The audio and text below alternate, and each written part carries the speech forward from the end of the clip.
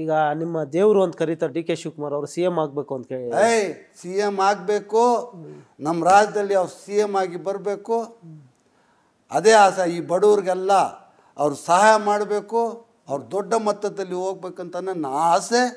ಕೊನೆ ನಾನು ಸಾಯೋವರೆಗೂ ಅದೇ ಆಸೆ. ಈಗ ಸಿದ್ದರಾಮಯ್ಯ ಏನು ಬೇಕಾದ್ರೂ ಮಾಡ್ತೀನಿ. ಅಂದರೆ ಸಿದ್ದರಾಮಯ್ಯ ಅವ್ರು ತ್ಯಾಗ ಮಾಡಬೇಕು, ಸಿದ್ದರಾಮಯ್ಯ ಅವ್ರು ಬಿಟ್ಕೊಡ್ಬೇಕು ಅಂತ ಹೇಳ್ತೀರಾ? ಸಿದ್ದರಾಮಯ್ಯ ಅವ್ರ ಬಗ್ಗೆ ನಾನು ಅಷ್ಟು ಹೇಳೋ ಅಷ್ಟು ದೊಡ್ಡ ಮನುಷ್ಯ ಅಲ್ಲ. ಅಂದರೆ ಈಗ ಸಿ ಎಂ ಆಗ್ಬೇಕಂದ್ರೆ ಸಿದ್ದರಾಮಯ್ಯ ಅವ್ರು ದೊಡ್ಡವ್ರ ಡಿಸಿಷನ್ ಅದು. ನಾನೇನು ದೇವ್ರ ಹತ್ರ ಬೇಡ್ಕೊಳ್ಳೋದೇನು, ನಮ್ಮ ಡಿ ಕೆ ಶಿವಕುಮಾರ್ ಸಾಹೇಬರು ಸಿ ಎಂ ಆಗಲಿ, ಅವ್ರಿಗೂ ಒಂದು ಅವಕಾಶ ಸಿಗಲಿ ಅಂತ ಕೇಳ್ಕೊಳ್ತೀನಿ ಹೊತ್ತು ಸಿದ್ದರಾಮಯ್ಯ ಸಾಹೇಬ್ರ ಬಗ್ಗೆನೂ ನಾನು ಏನೂ ಕಮೆಂಟ್ಸ್ ಮಾಡೋಕ್ಕೆ ನನಗೆ ಅಷ್ಟು ದೊಡ್ಡ ಮಟ್ಟದಲ್ಲಿ ಅಲ್ಲ. ಅವ್ರು ಬಿಟ್ಟರೆ ತಾನೇ ಅವ್ರು ಸಿ ಎಂ ಆಗೋದು. ಅದು ಅವ್ರದ್ದು. ಅದು ಅವರು ಜನ ಇದ್ದಾರೆ, ಎಮ್.ಎಲ್.ಎ ಗಳು ಇದ್ದಾರೆ, ಮಿನಿಸ್ಟರ್ಸ್ಗಳು ಇದ್ದಾರೆ. ಅವರೆಲ್ಲ ತೀರ್ಮಾನ ಮಾಡಿ ಅವ್ರು ಏನು ಡಿಸಿಷನ್ ತಗೊಂಡು ಒಳ್ಳೆ ಡಿಸಿಷನ್ ತಗೊಂಡು ಸಾಹೇಬ್ರಿಗೂ ಒಂದು ಅವಕಾಶ, ಡಿ ಕೆ ಸಾಹೇಬ್ರಿಗೂ ಒಂದು ಅವಕಾಶ ಕೊಡಬೇಕಂತ ನಾನು ದೇವ್ರ ಹತ್ರ ಬೇಡ್ಕೊಳ್ತಾ ಇರೋದು ಏನಂದರೆ ನಮ್ಮ ಸಾಹೇಬ್ರಿಗೊಂದು ಅವಕಾಶ ಕೊಡಲಿ ಅಂತ. ಅದು ಅವಕಾಶ ಕೊಡಬೇಕಂತ ಹೇಳ್ಬಿಟ್ಟು ನಾನು ಸಿದ್ದರಾಮಯ್ಯ ಸಾಹೇಬ್ರಿಗೂ ನಾನು ಬಿಟ್ಕೊಡೋಕ್ಕಾಗಲ್ಲ. ಅವರು ದೇವ್ರಂಥ ಮನುಷ್ಯ, ಅವರು ಜನಕ್ಕೆ ಎಲ್ಲದಕ್ಕೆ ಈ ಸಮಾಜ ಸೇವಕ್ಕೆ ಮಾಡ್ತಾ ಇದ್ದಾರೆ. ಅವ್ರಿಗೂ ನಾವು ಬಿಟ್ಕೊಡೋಕ್ಕಾಗೋದಿಲ್ಲ. ಅವ್ರವ್ರು ದೊಡ್ಡವರು ಇದರಲ್ಲಿ ನಾವು ಡಿಸಿಷನ್ ತಗೊಳ್ಳೋ ಅಂಥ ಇದು ನಮಗೆ ರೈಟ್ ಹೋಗಿತ್ತು ನಮಗಿಲ್ಲ. ಹೆಂಗಾಯ್ತು ಅಂದರೆ ಇದು ಹಾವು ಸಾಯಬಾರ್ದು ಕೋಲು ಮುರಿ.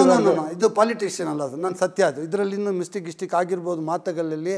ನಾನು ಒಂದು ಸಲ ಪಾದಯಾತ್ರದಲ್ಲಿ ಏನು ಮಾಡಿಬಿಟ್ಟೆ, ಡಿ ಕೆ ಶಿವಕುಮಾರ್ ಮುಖ್ಯಮಂತ್ರಿಕೆ ಜಯ ಎಂದೆ. ಅವತ್ತು ನಾನೇ ಇದ್ದೆ. ಹೌದಾ? ಅಲ್ಲಿ ಜನ ಏನು ಹೇಳ್ತಾ ಇದ್ದಾರೆ, ಮೆಂಟಲ್ ಮಗ ಏನು ಅಂತ ಹೇಳ್ತು. ನೀವೇ ಕೂಗಿದ್ರಿ, ನಾವು ಅವ್ರ ಜೊತೆ ನಿಂತಿದ್ವಿ, ನೀವು ಕೂಗಿದ್ರಿ. ಹಾಂ ಸರ್, ಡಿ ಕೆ ಶಿವಕುಮಾರ್ ಮುಂದಿನ ಮುಖ್ಯಮಂತ್ರಿ ಡಿ ಕೆ ಶಿವಕುಮಾರ್ಗೆ ಅಂತ ಹೇಳ್ಬಿಟ್ಟೆ. ಅದು ನನಗೇನು ಗೊತ್ತಿಲ್ಲ, ಅದು ದೇವರಾಣೆಗೆ ನನಗೇನು ಗಾಡ್ ಪ್ರಾಮಿಸ್ ಗೊತ್ತಿಲ್ಲ. ಅದು ಯಾವ್ದು ಮಾತು ಹೇಳಬೇಕು, ಯಾವುದು ಮಾತು ಹೇಳ್ಬಾರ್ದು ಅಂತ ನಾನು ಹೇಳ್ಬಿಟ್ಟೆ. ಎಲ್ಲ ನನಗೆ ಹಿಂಗೆ ನೋಡ್ತಾ ಇದ್ದಾರೆ, ಅಲ್ಲಿ ಸಿದ್ದರಾಮಯ್ಯ ಸಾಹೇಬರು ಬರ್ತಾ ಇದ್ದಾರೆ, ಅವ್ರ ಮುಂದೆ ಇದೇ ಮಾತು ಹೇಳ್ಬಿಟ್ಟೆ. ಅದು ನಾನು ಇನ್ನೋಸೆಂಟು, ನನಗೆ ರಾಜಕೀಯ ಗೊತ್ತಿಲ್ಲ. ನಾನು ಒಂದು ವ್ಯಾಪಾರಸ್ಥ, ನನಗೆ ರಾಜಕೀಯದವನಲ್ಲ ನಾನು. ನನಗೇನು ಯಾವ್ದು ಚೆನ್ನಾಗಿ ಕಾಣುತ್ತದೆ, ಯಾವುದು ಚೆನ್ನಾಗಿದೆ, ಯಾವುದು ಒಳ್ಳೇದಿದೆ ಅದು ನಾನು ಹೇಳ್ಬಿಡ್ತೀನಿ. ಅದು ಮುಂದೆ ಏನು ಬರುತ್ತೆ ನನಗೇನೋ ಅದ್ರ ಬೆಲೆ, ಅದಕ್ಕೆ ಏನು ಎಫೆಕ್ಟ್ ಆಗುತ್ತೆ ಅಂತ ನನಗೆ ಗೊತ್ತಿಲ್ಲ.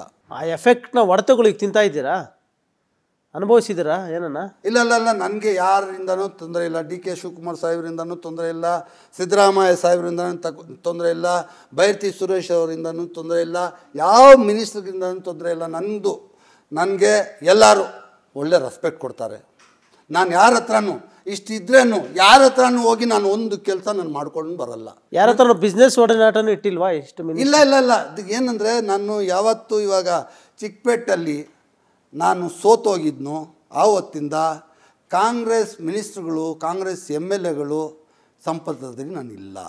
ಯಾಕಂದರೆ ನಾನು ಅಲ್ಲಿ ಹೋದರೆ ನನಗೆಲ್ಲಿ ನನ್ನ ಅವಮಾನ ಆಗಿಬಿಡುತ್ತೋ ಅಂತ ಒಂದು ಭಯ. ಎರಡನೇದು, ನಾನು ಹೋದರೆ ಅವ್ರು ಏನು ತಿಳ್ಕೊಳ್ತಾರೋ ಅಂತ ಎರಡನೇ ಭಯ. ಆದ್ದರಿಂದ ನಾನು ಒಂದು ಬಿಸ್ನೆಸ್ ಮ್ಯಾನು.